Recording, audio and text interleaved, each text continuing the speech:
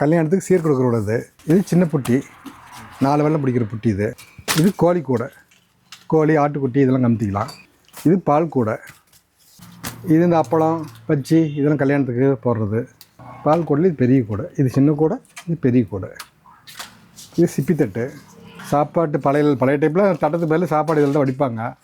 சாப்பாடு மூடி வைக்கலாம், ஒன்றும் ஆகாது. காய்கறி போட்டு அலசிக்கலாம். இதே கல்யாண கூடலி சின்னது. இது தேங்காய் கிழங்கு மற்ற எல்லாம் அனைத்து யூஸுக்கு ஆகுது. தகடு ஹெவியாக போட்டிருப்பாங்க. இது 6 வேளை கூடை. இது 8 வேளை பிடிக்கிற கூடை.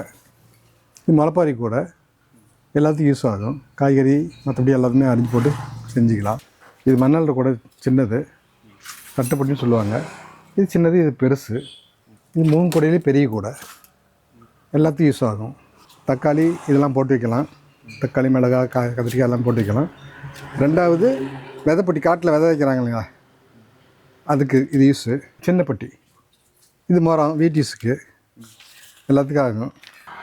பிளாஸ்டிக் மரத்தில் உங்களுக்கு புடைச்சாலும் ஒன்றும் இதாகாது, இதில் வர மாதிரி வராது. கல் எல்லாமே அதில் கரெக்டாக நிற்கும். பிளாஸ்டிக்கில் அந்த மாதிரி வராது. ஏதாவது அள்ள பிடிக்கலாம்னு வச்சுக்கணும், அது யூஸ் ஆகாது. நாங்கள் இந்த தொழில் ஒரு 25 வருஷமாக செஞ்சிட்ருக்கோம். மூங்கில் வாங்கிட்டு ஆளுங்கிட்ட கொடுப்போம். ஆளுங்க கூடையாக்கி எங்கிட்ட கொண்டு வந்து கொடுப்பாங்க.